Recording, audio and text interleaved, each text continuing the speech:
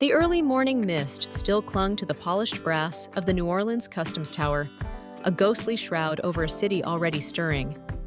Below, the humid air vibrated with a unique symphony, the distant hum of autonomous cargo haulers navigating the Mississippi, the faint strains of a mournful blues riff from a hidden courtyard, and the growing murmur of a million conversations. Neoclassical facades, weathered by time, yet gleaming with modern bioluminescent signage, lined the revitalized French Quarter, a dizzying blend of antebellum grandeur and 21st century technology.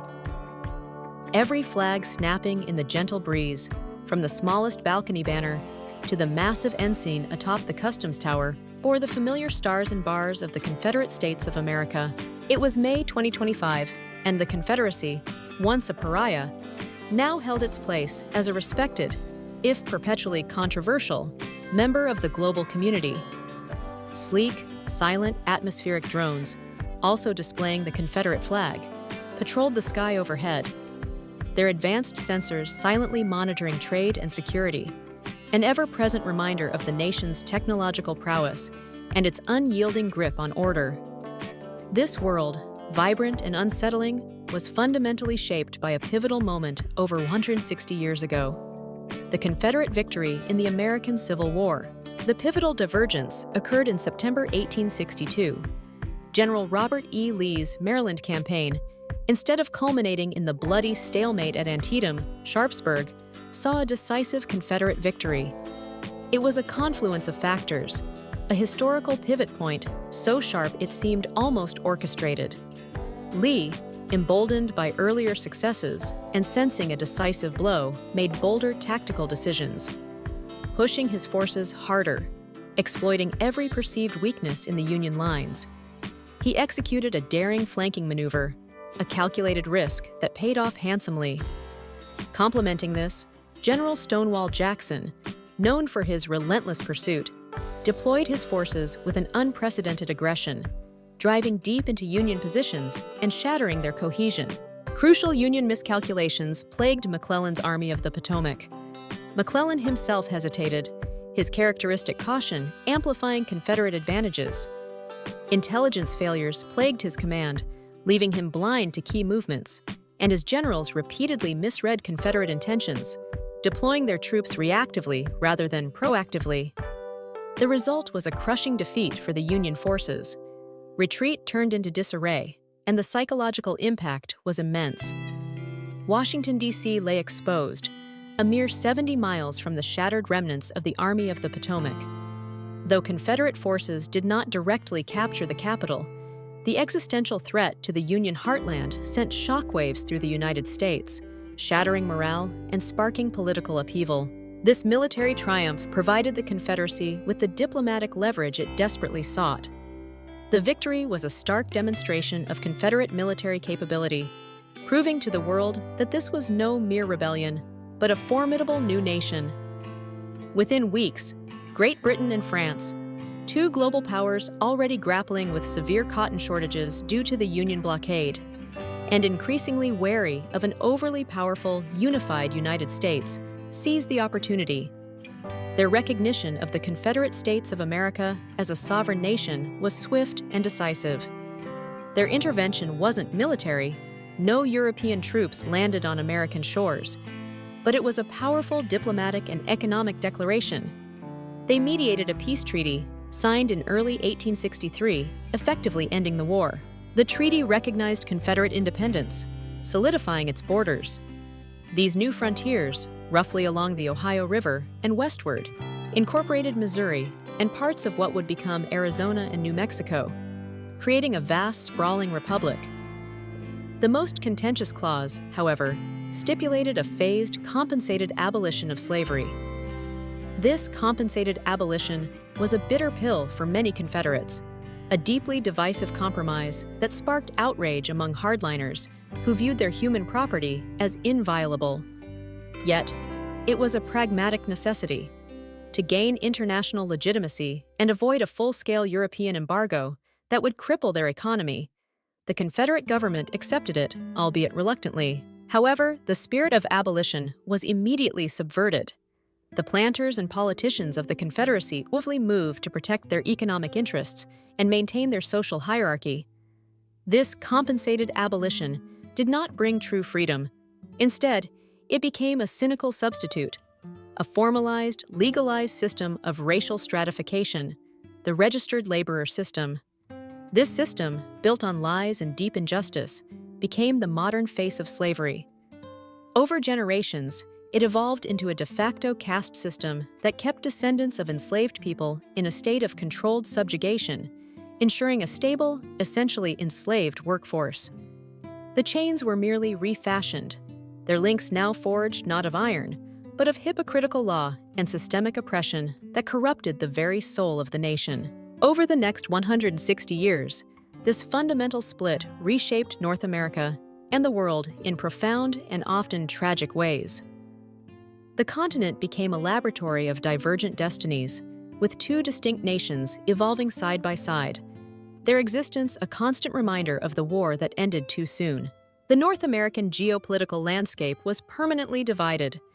The United States of America, USA, a smaller, more centralized and industrialized nation, largely focused on westward expansion into its remaining territories and its own internal development. Its industrial cities swelled, its railroads stretched to the Pacific, and its political system, unburdened by the intractable issue of slavery, slowly but steadily moved towards a more unified national identity.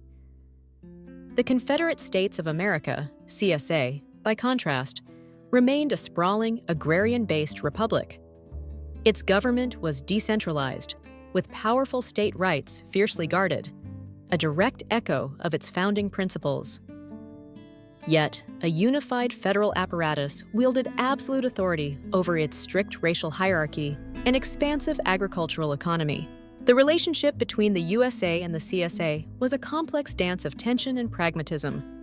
It swung between tense standoffs at their fortified border, periods of stiff diplomatic formality, and occasional bloody border skirmishes over disputed territories or runaway registered laborers.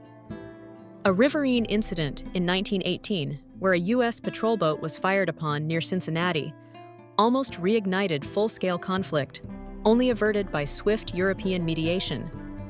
Decades later, the Arizona skirmishes of the 1960s saw brief, intense fighting over mineral-rich frontier lands. Yet, despite the underlying animosity, a full-scale war never erupted again. Both nations developed strong, but often opposing alliances with European powers, creating a delicate balance of power that ensured neither could easily dominate the other. The USA leaned towards a more democratic, industrial alliance, while the CSA found common ground with nations seeking stable agricultural resources and less concern for human rights. The global power balance was fundamentally altered by the absence of a unified American superpower. Without the combined industrial and military might of a fully integrated United States, the 20th century played out dramatically differently. World War I saw European powers locked in an even more protracted and devastating struggle, their resources stretched thinner, their empires slowly eroding without the decisive American entry. World War II, if it even occurred in the same form, lacked a clear American hegemon, leading to a multipolar world with shifting alliances and no single dominant force emerging from the ashes. The Cold War, if it still manifested as an ideological struggle, lacked the clear US-Soviet bipolarity, instead becoming a kaleidoscope of regional conflicts and fluid partnerships.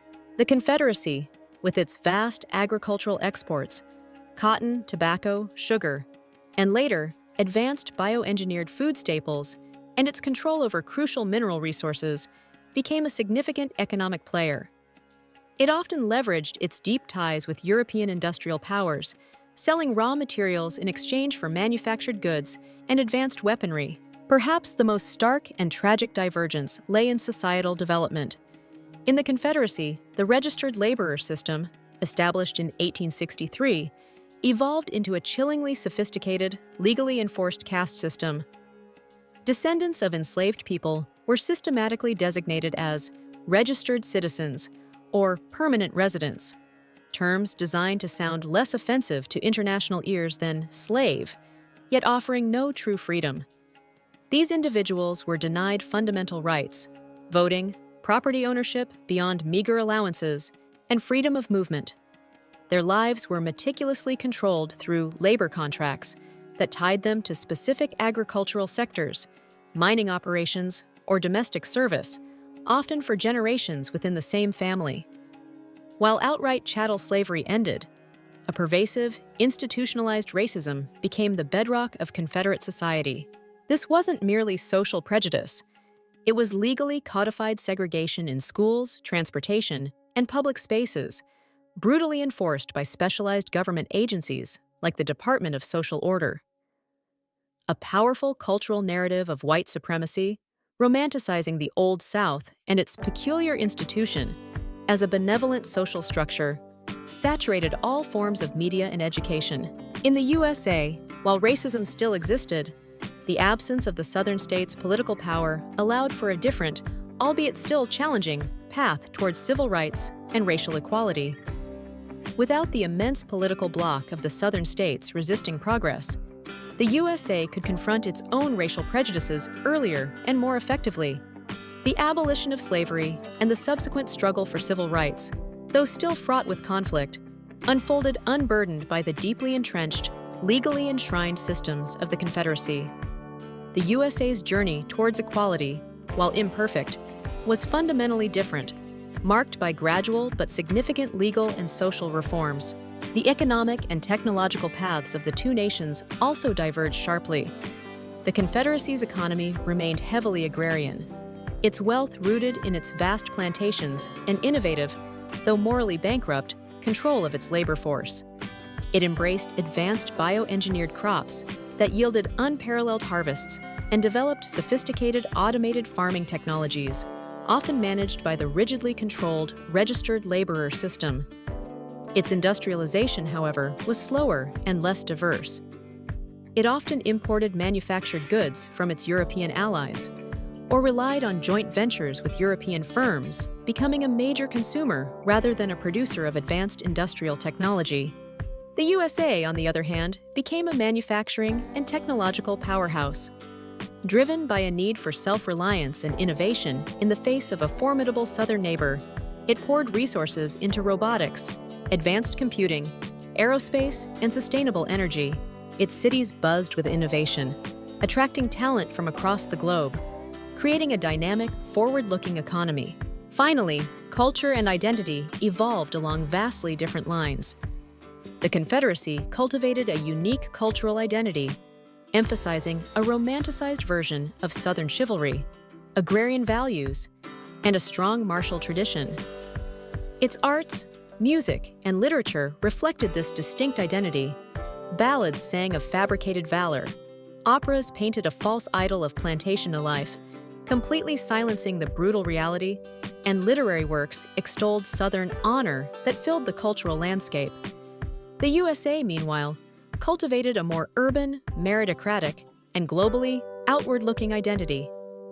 Its culture was a melting pot, embracing diverse influences, with its own internal struggles over class, opportunity, and the ongoing push for greater social justice. It celebrated innovation, progress, and a more diverse range of voices, albeit still grappling with its own historical complexities. In 2025, North America was a continent of stark contrasts, a living testament to that fateful autumn of 1862. The US-CSA border wasn't merely a line on a map. It was a heavily fortified, technologically advanced barrier, a stark physical manifestation of ideological schism. Drones and ground sensors constantly monitored its expanse, while specialized border patrols, often clad in sleek, intimidating armor, maintained an unyielding vigilance. Diplomatic relations existed, often formal and strained, a necessity for managing a continent shared by two such different powers. Trade was regulated, sometimes flowing freely, other times restricted by political tensions. Ideological differences remained profound, a deep chasm between two nations that had taken such different paths. International bodies often walked a tightrope, engaging with both nations, though the Confederacy frequently faced criticism for its human rights record. criticisms it consistently dismissed as internal affairs, a veiled threat against intervention.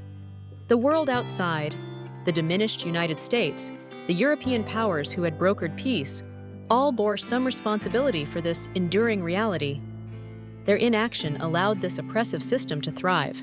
Social archivist Alara Vance adjusted the optical magnification on her neural implant, a subtle shift of thought that brought the faded sepia photograph into sharper focus.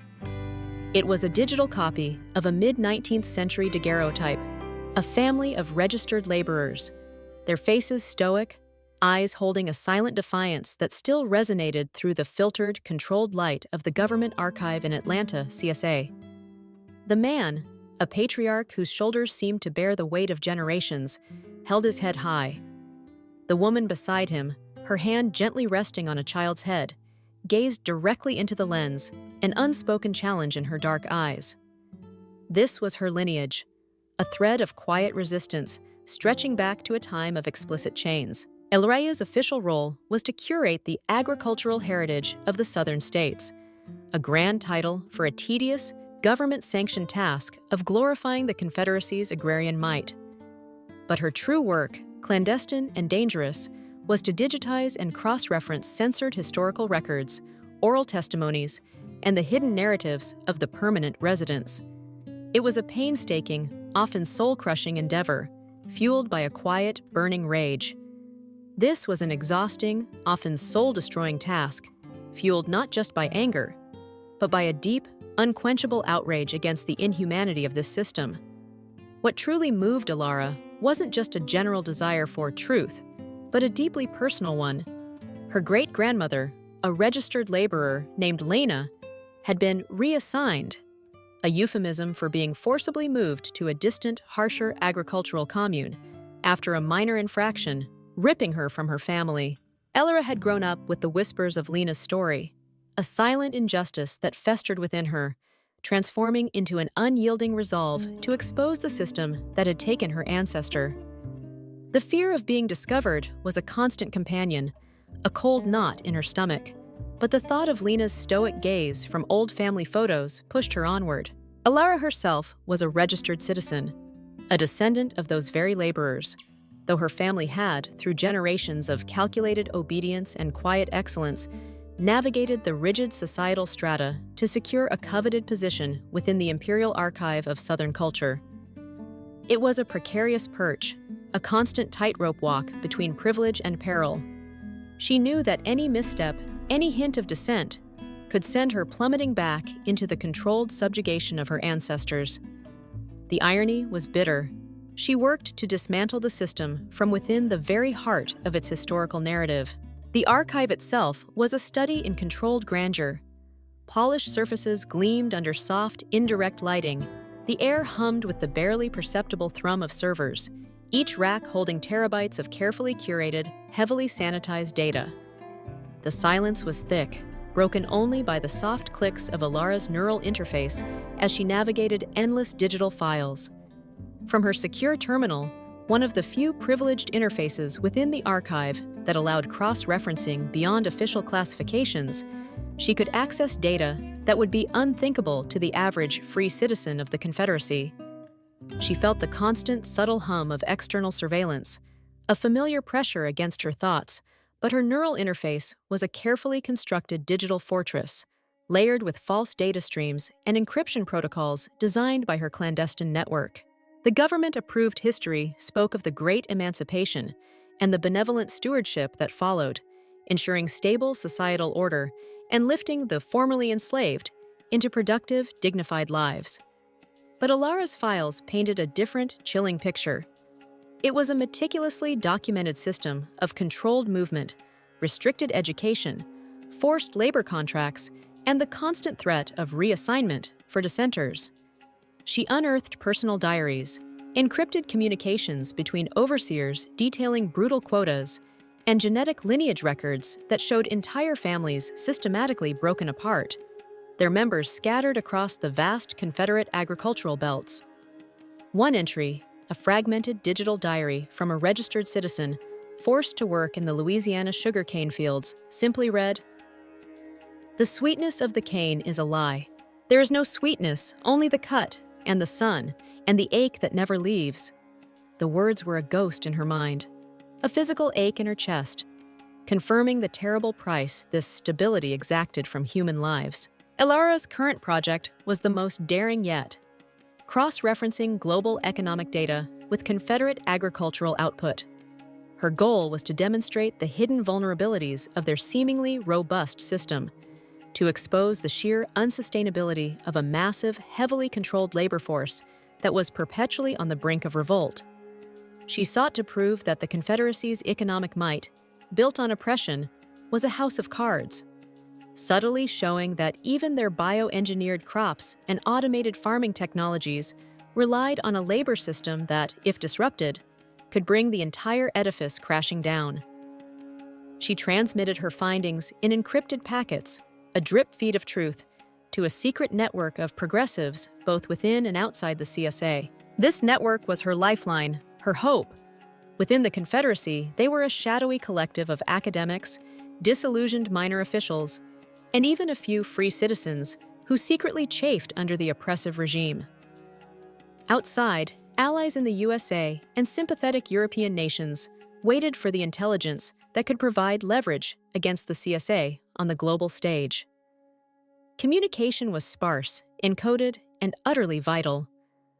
Just last week, a cryptic message had flashed across her secure channel. "The harvest approaches. Prepare for the wind." It was a coded warning that increased scrutiny was coming, a tightening of the omnipresent surveillance. Elara knew the risks. The Department of Social Order was ubiquitous, its digital tendrils reaching into every aspect of life, its human agents relentless. She'd heard the whispers, seen the official reports of dissidents disappeared or reassigned to deep rural initiatives. Just yesterday, a minor archivist from a neighboring department, a timid man named Silas, had been escorted out by two grim-faced agents. His only crime? A misplaced curiosity about unofficial historical texts. Elara had watched, her heart a drum in her chest, and later, she'd wiped her own system logs with painstaking precision. Elara's work was not a solitary crusade. She was but a single node in a complex, resilient network. Her primary contact within the progressives was a woman known only as the Weaver. The Weaver, whose true identity was a closely guarded secret, was rumored to be a former mid-level bureaucrat, a free citizen who had seen too much and chose to fight back. Her methods were subtle, her influence far-reaching, and her network of informants stretched through every major city in the CSA, from the gleaming spires of Richmond to the sprawling industrial complexes of Birmingham. Communications with the Weaver were always through layers of dead drops and encrypted messages, a digital dance of shadows in a world saturated with surveillance. One evening, as the humid New Orleans night pressed against her apartment window, Elara received a new urgent message from the Weaver. It was a fragment of an official document detailing a surge in reassignments in the vast agricultural districts of central Mississippi, specifically targeting communities known for their oral histories and communal traditions. The message read, "Harvesting the harvest, they seek to silence the songs." Elara's blood ran cold. This wasn't just about labor quotas. It was about erasing cultural memory, severing the last threads of collective identity that might foster resistance. She immediately cross-referenced the coordinates with her own historical databases. These were the very communities where her great-grandmother Lena's family had been forced to move after her own reassignment. A fresh wave of rage, cold and precise, washed over her. The system was still devouring lives, still perpetuating the same cruelties, just with more sophisticated tools. Her analysis revealed a chilling truth. The recent reassignments weren't random. They were a targeted eradication of resistance, a methodical dismantling of communities that retained too much of their original identity and history. The Confederacy was tightening its grip, not just on labor, but on memory itself. The constant hum of surveillance was not just a theoretical pressure, it was a tangible threat. The Department of Social Order, DSO, with its vast network of digital sensors, human informants, and advanced predictive algorithms, was the iron fist of the Confederacy. Their agents, often identifiable by their sleek, dark uniforms and unreadable expressions, were a familiar and terrifying presence in every public space, every government building. Their vehicles, silent and menacing, glided through the streets, their sensors sweeping for anomalies. One morning, as Alara was on her way to the archive, she saw a DSO hovercraft parked outside the apartment building of an elderly neighbor, a retired professor of ancient languages known for his quiet, meticulous research. Two DSO agents, their faces impassive, were escorting him out, his arms bound, a blank expression on his face. He offered no resistance, no plea, just a silent, profound emptiness. Alara quickened her pace, her heart pounding. The professor had no connection to her work, but his disappearance was a chilling reminder of the DSO's reach. They didn't need overt rebellion. A hint of independent thought, a flicker of unapproved curiosity was enough. She spent the rest of the day in a state of heightened paranoia. That evening, a brief, encrypted message arrived from the Weaver. Silas, Professor Elias Thorne, both tied to inquiries into pre-Confederacy land records. The harvest is not just crops, Alara. It's history. The pieces clicked into place. The DSO wasn't just suppressing dissent. It was actively scrubbing the historical record, ensuring the official narrative remained unchallenged.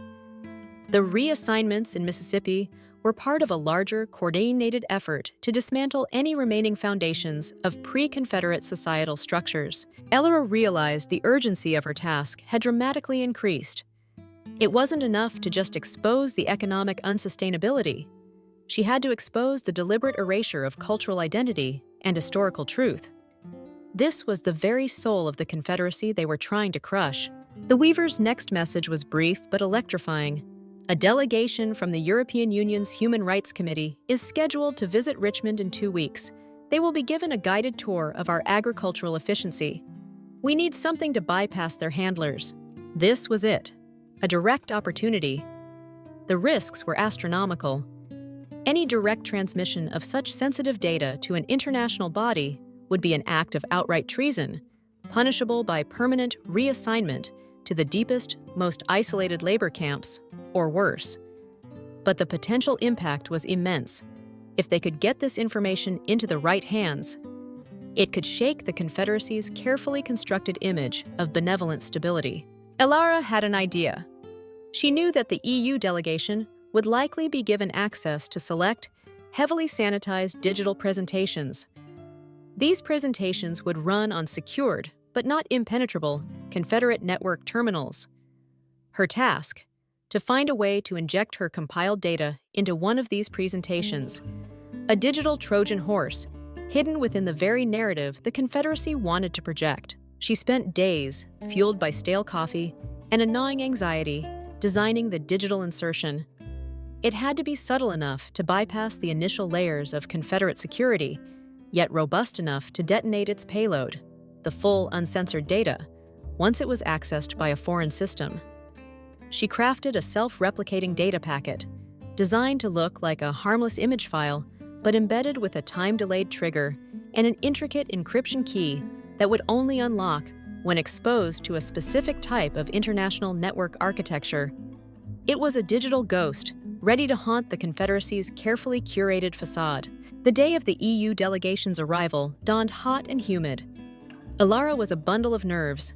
She had uploaded her digital package to a specific, obscure corner of the archive's public-facing servers, a digital nook that she knew would be accessed by the presentation system in Richmond. She had only one shot. Hours passed. Alara performed her mundane duties, her mind racing. Had the package been detected? Was the DSO already on her trail? Every glance from a colleague, every sudden silence, sent a jolt of fear through her, then a flicker. A minute, almost imperceptible blip on her internal network monitor.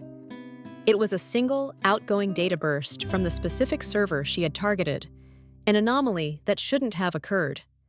It was followed by a series of rapid, encrypted acknowledgments from outside the Confederate network. A burst of digital fireworks signifying that her package had successfully deployed, and was being received by her network of progressives and their international allies. A wave of dizzying relief washed over her, so profound it almost made her weep. She had done it. The truth was out. But then, the other shoe dropped. Her neural implant buzzed, a sharp, insistent vibration that cut through her relief. It wasn't a standard alert. It was a system-wide lockdown. The digital doors of the archive slammed shut. All external communication ceased. A cold, metallic voice resonated directly into her neural implant. Unauthorized data egress detected. All personnel remain at stations. Department of Social Order teams en route. Elra froze. They knew. The digital ghost had been detected. Even if its payload had already escaped, the wind the Weaver had warned about was here, a storm of surveillance. She moved with a practiced calm, born of years of quiet defiance. First, she wiped her neural interface's short-term memory, erasing any recent activity. Then, she activated a pre-programmed sequence of digital detritus, a cascade of false leads and fragmented data streams designed to throw off the DSO's initial forensic analysis. It wouldn't hold them off forever, but it would buy her precious minutes. Suddenly, a voice, low and urgent, whispered into her neural implant. It was the Weaver. Emergency protocol initiated. North exit, service tunnel, awaiting you. Hope, sharp and unexpected, heat, pierced through the fear. The Weaver had a contingency. Elara didn't hesitate. She deactivated her terminal, leaving behind a blank screen. A silent act of defiance, she slipped away, taking the service stairwell, her heart pounding a frantic rhythm against her ribs. She reached the bottom, a dimly lit maintenance tunnel. A small, nondescript door, usually locked, was ajar. Pushing it open, she stepped into the humid night. A battered, unmarked ground vehicle, its engine barely a whisper, was waiting. The rear door opened. Inside, a shadowy figure beckoned. "Get in, Elara." The Weaver's voice, devoid of its usual digital modulation, was crisp and real. Elara scrambled inside, pulling the door shut behind her. The vehicle immediately accelerated, merging seamlessly with the late-night traffic of New Orleans, an invisible thread in the city's vibrant tapestry. She glanced back at the gleaming customs tower, the stars and bars snapping defiantly against the dark sky. The truth was out. The fight for true freedom, the legacy of a war that ended too soon, was far from over. But now, she was no longer just an archivist of unspoken truths. She was a participant, a fugitive in a struggle for the very soul of a nation. The journey was just beginning.